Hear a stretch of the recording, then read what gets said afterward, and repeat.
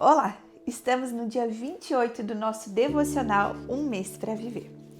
Pegadas, deixando uma impressão duradoura.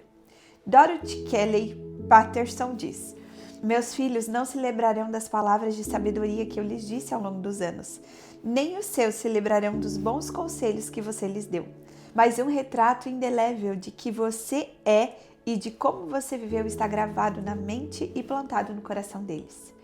Winston Churchill. Nosso sustento vem do que obtemos, mas nossa vida vem do que doamos.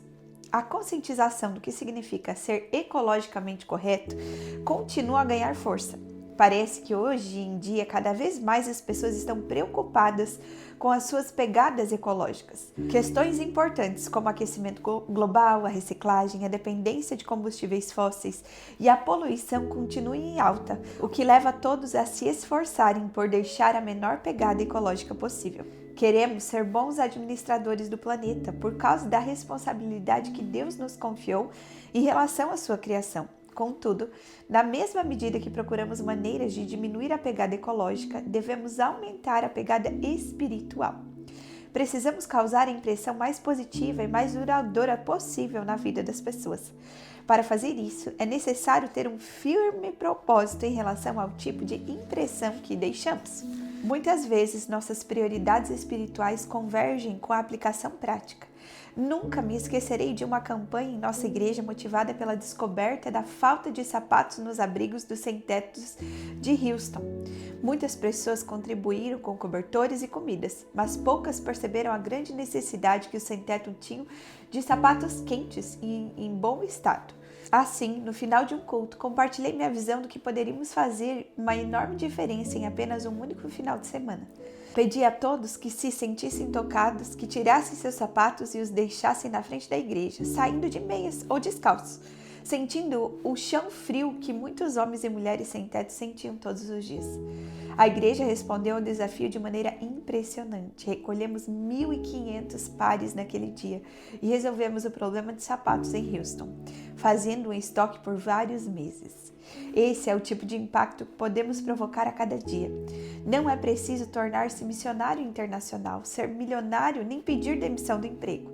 Se quisermos causar impacto sobre aqueles que nos seguem, precisamos apenas amar a Deus, servir aos outros e doar aquilo que já nos foi concedido. Uma das melhores maneiras de contribuir com o nosso legado espiritual único é o tratamento que dispensamos às pessoas. Vale a pena refletir.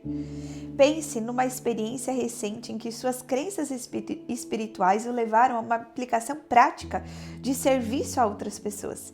Que necessidade dessas pessoas a experiência pôde satisfazer? Que necessidade ela satisfez em você? Solução para a poluição. Do mesmo modo que devemos controlar a emissão de gases tóxicos industriais e diminuir a poluição, devemos lidar com os resíduos que se acumulam em nossa alma. Pode ser tentador desprezar nossas próprias faltas e deficiências e nos concentrar exclusivamente nos erros alheios. Todos nós conhecemos pessoas que se orgulham de sua espiritualidade, mas apontam as falhas dos outros e ignoram as próprias. Deus nos chama a olhar para dentro e examinar nossa própria consciência sem julgar outras pessoas. Lemos em Isaías 1,18: Embora seus pecados sejam como o escarlate, eu os tornarei brancos como a neve. Embora sejam vermelhos como o carmesim, eu os tornarei brancos como a lã. Todos nós cometemos erros, fizemos escolhas ruins e ferimos aqueles a quem mais amamos. Podemos tentar cobrir o lixo da alma, ignorá-lo e fingir que não está ali, mas isso não elimina a poluição que corrói e sufoca o nosso coração. Julgamos os outros, fazendo comparações tais que nos levam a pensar que somos melhores por não ter cometido determinado erro. Mas pecado é pecado. Talvez eu e você tenhamos pecados diferentes na vida, mas todos eles nos colocam abaixo do padrão de Deus. Todo mundo já teve uma alma poluída, porque todos nós pecamos. A notícia que transforma a vida é que Jesus Cristo nos perdoa e nos limpa até mesmo da sujeira mais oculta. Converso com muitas pessoas que se aproximam do final da vida e a maioria delas é forçada a enfrentar faltas, arrependimentos e erros. em geral, estão mais ansiosos que nunca para abraçar o presente da graça de Deus. A boa notícia é que temos esse dom à disposição a cada dia, quer tenhamos 4 semanas, quer tenhamos muitos anos pela frente neste mundo. Se quisermos deixar um legado de graça para aqueles que nos sucedem, temos que começar reconhecendo nossa necessidade pessoal do perdão de Deus. Uma das melhores maneiras de fazer isso é pelo exame diário da consciência.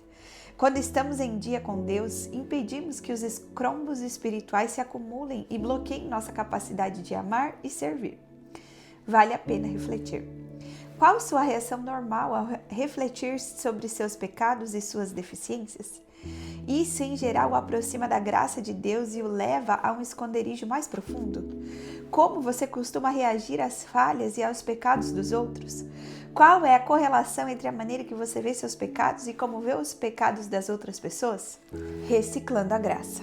Ao sentir o perdão e o amor de Deus pelo presente que é seu filho, as pessoas em geral se prontificam a pedir perdão àqueles a quem feriram e a estender misericórdia àqueles que as magoaram. Com a liberdade e a alegria resultante do perdão de Deus, sentem-se fortalecidas para enfrentar alguns dos capítulos mais difíceis da vida.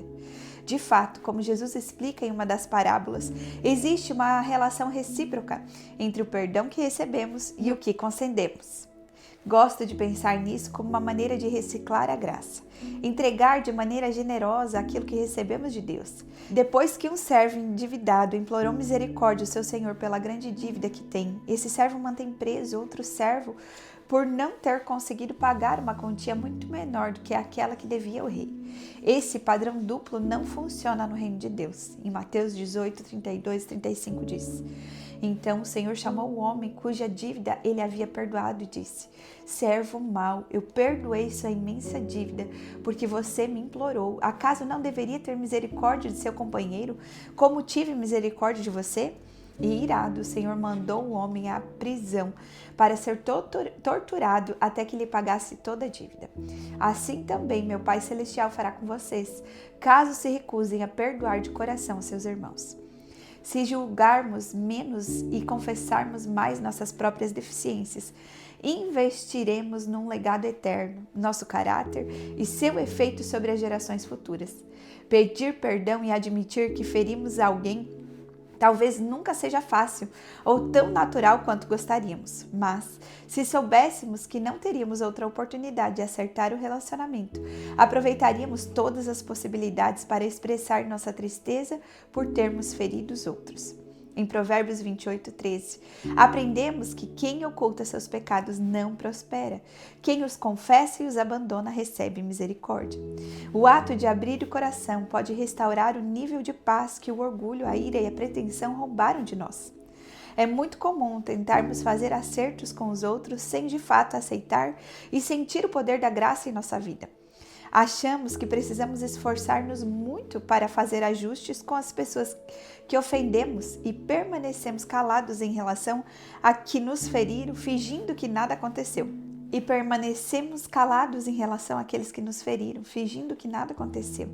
Mas quando encontramos o poder radical da graça de Deus, Ele literalmente transforma a nossa vida. Deus o ama como você é, mas Ele o ama demais para deixar que continue como está. O texto em Filipenses 2,13 coloca a questão da seguinte maneira: pois Deus está agindo em vocês, dando-lhes o desejo e o poder de realizarem aquilo que é do agrado dele. Nosso Pai nos capacita a viver uma vida transformada quando admitimos nossos erros e as consequências deles. A Bíblia diz que Deus dá graça ao humilde, mas se opõe ao orgulhoso. Provérbios 3:34. Desse modo, quando nos humilhamos e dizemos: Deus, preciso que o Senhor me dê poder para mudar, preciso de poder para amar, preciso que o Senhor me dê força para fazer as coisas que o Senhor quer que eu faça. Ele nos enche com seu poder e sua força. Cristo nos encontra em meio à nossa vida confusa, mas Ele não diz: ei, primeiro mude sua atitude, depois eu pensar como amar você. Não. A Bíblia diz que enquanto eu ainda era pecador, Cristo veio, segurou-me em suas mãos e me perdoou. Quando ainda estava na pré-escola, um dos meus filhos sofreu um acidente na frente de vários adultos amigos meus. Quando percebeu o que havia acontecido, ficou muito envergonhado. Ele olhou para cima e me disse: me pega no colo. Como respondi? Por acaso disse, de jeito nenhum, droga, vá se limpar, então eu pego você no colo. É claro que não. Peguei e o segurei bem junto de mim, porque ele é meu filho e eu o amo sem restrições. A graça me aceita como estou, mas a graça também me dá o poder de mudar. O texto de Tito 2, 11 e 12 diz: Pois a graça de Deus foi revelada e a todos traz salvação. Somos instruídos a abandonar o estilo de vida ímpio e os prazeres pecaminosos. Neste mundo perverso, devemos viver com sabedoria, justiça e devoção. Quando estamos na atmosfera da graça de Deus e nos sentimos totalmente aceitos, clamamos por mudança. Queremos conhecer a Deus e ser mais semelhantes a Ele. Se tivesse apenas um mês para viver, certamente você iria querer mudar algumas coisas na vida. O problema é que nenhuma mudança duradoura pode ser realizada, a não ser que sejamos transformados e energizados pela derradeira fonte de poder e a graça de Deus. Não podemos esperar sair bem da vida sem ela. Não podemos deixar um legado espiritual duradouro, a não ser que nos coloquemos no lugar da outra pessoa, perdoando-a como fomos perdoados. Somos troféus da graça, portanto, aceitem-se uns aos outros como Cristo os aceitou para que Deus seja glorificado. Romanos 15, 7. Devemos aceitar uns aos outros e mostrar o amor de Cristo aos que estão à nossa volta. Isso pode significar que às vezes haverá uma confrontação com os outros, ou que será preciso humilhar-nos a ponto de confessar e pedir-lhes perdão. Somente a graça de Deus nos impede esquecer as feridas do passado e perdoar os outros. Somente sua graça pode motivar-nos a deixar de lado o orgulho, a vergonha, a culpa e o arrependimento e pedir que os outros nos perdoem. Quanto mais colocarmos a prática da graça em nossa vida, maior será o legado que deixaremos. Nas palavras de Jack Winsper, diz: a graça não é uma breve oração que se recita antes das refeições, é uma maneira de viver para a vida toda.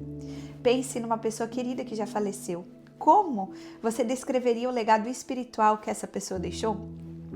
O que gostaria de imitar em relação ao legado de caráter dessa pessoa ou o que evitaria? Passe algum tempo com Deus em oração e confissão. Peça que Ele lhe revele a graça de uma maneira nova, de modo que você consiga compreender melhor a plenitude do amor que Ele tem por você. Dirija-se a alguém a quem você ofendeu ou feriu e peça-lhe perdão. Existe alguém que precisa de seu perdão? Reflita sobre o alto preço que Deus pagou para perdoar você. Pergunte a Deus qual atitude Ele deseja que você tome em relação àquela pessoa. Que Deus te abençoe.